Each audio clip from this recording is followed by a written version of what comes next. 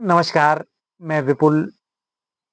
आज हम एक बहुत महत्वपूर्ण आसन के बारे में बात कर रहे हैं, जिसे आप ग्राउंड पे बैठ के अगर आप ग्राउंड पे नहीं बैठ पा रहे हैं, तो आप इसे बेड पर बैठकर भी इस आसन का अभ्यास कर सकते हैं। इस आसन को उम्र के साथ-साथ जैसे-जैसे हमारी उम्र बढ़ती है, तो ये आसन हमारे लिए बहुत कठिन हो जाता है। तो अगर आप इस आसन का रेगुलर अभ्यास करें, तो आप अपने कूल्हों के दर्द, साइटिका के दर्द, कमर के दर्द के साथ-साथ अपने घुटनों के दर्द से भी राहत पा सकते हैं। आसन का नाम है बद्ध कोणासन। कुछ लोग इसे बटरफ्लाई भी कहते हैं, कुछ लोग इसे भद्रासन भी कहते हैं। तो सभी जो ये तीनों नाम हैं, यह इसी आसन के हैं, बद्ध कोणासन। इसका जो शास्त्रों में जो नाम है, बद्ध कोणासन के नाम से ये आसन जाना जाता है। तो अगर आप इस आसन के द्वारा अपने हिप्स जॉइंट को खोलना चाहते हैं, हिप्स जॉइंट को अगर आप सॉफ्ट करना चाहते हैं, तो ऐसा आसन का आप अवश्य अभ्यास करें। साथ ही ये आसन महिलाओं के लिए बहुत लाभकारी आसन माना जाता है, क्योंकि इस आसन के द्वारा उनको जो भी मासिक धर्म से जुड़ी हुई जो भी समस्याएँ उत्पन्न होती हैं, वो समस्याएँ भी इस आसन के द्वारा ठीक होती हैं।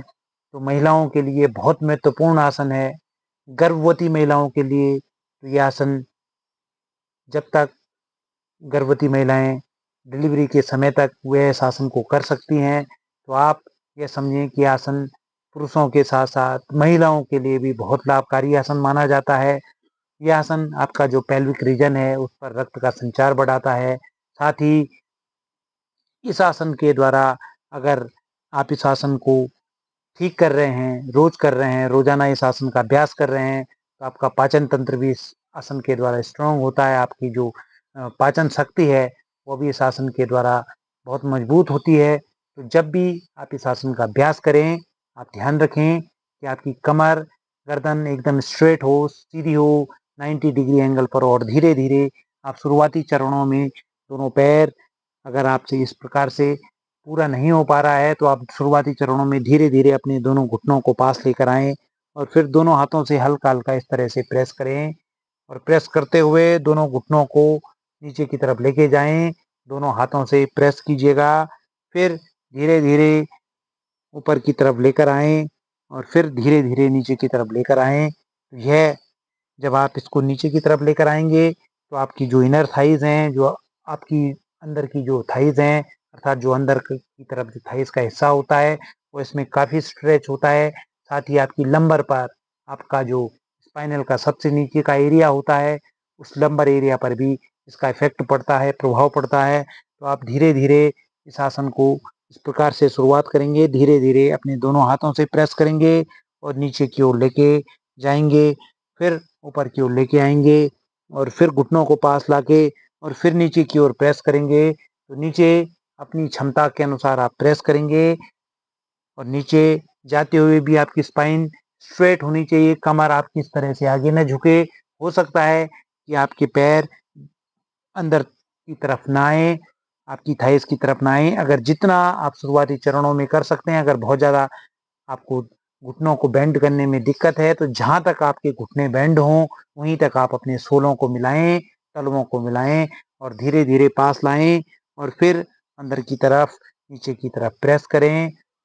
इसी प्रकार से आप इस आसन को, बद्ध कोणासन को, बटरफ्लाई को धीरे-धीरे स्टार्ट कर सकते हैं और उसके पश्चात जब आपके धीरे-धीरे दोनों घुटने नीचे की तरफ जाने लगें, तो उसके पश्चात आप दोनों हाथों को इस प्रकार से लॉक करके अपने पंजों को इस प्रकार से लॉक करें और धीरे-धीरे कमर, गर्दन आपकी एकदम स्ट्रेट हो, बिल्कुल 90 डिग्री एंगल पर हो और इस प्रकार से आप इस आसन का अभ्यास करें।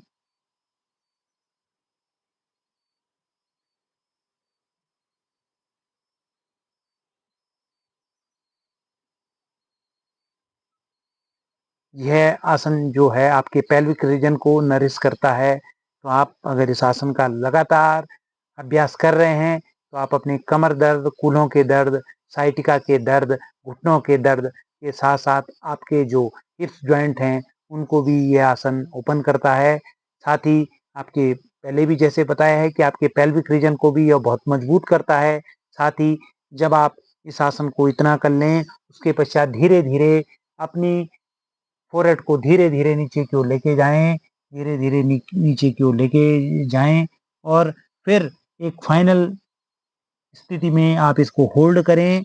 आपके दोनों घुटने ग्राउंड पे टच रहेंगे और आप अपनी चिन से अपने टोes को टच करें या अपने फोरहेड से अपने टो को टच करें। अगर इतना आपसे हो पाए तो आप समझिएगा कि आपकी बॉडी बिल्कुल मेंटेन है, बहुत स्थिर है, किसी भी तरह का कोई फैट आपकी बॉडी पर नहीं है।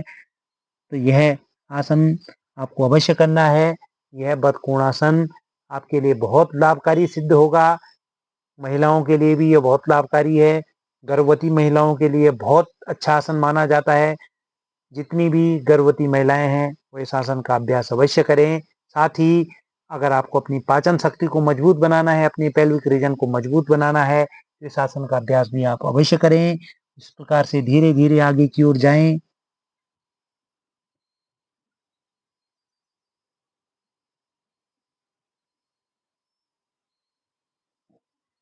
आशा है ये बदकोणासन के संबंध में आपके जो भी डाउट रहे होंगे वो काफ़ी क्लियर हुए होंगे और जिन लोगों को भी अपने कूल्हों से दर्द की समस्या है, अपने कमर के दर्द को लेकर जो समस्या है, वो इस आसन का अभ्यास अवश्य करें। सभी लोगों के साथ ये वीडियो शेयर करें, सब्सक्राइब करें, फॉलो करें और लगातार हमारे साथ यूं ही बने रहिए। धन्यवाद और प्रणाम।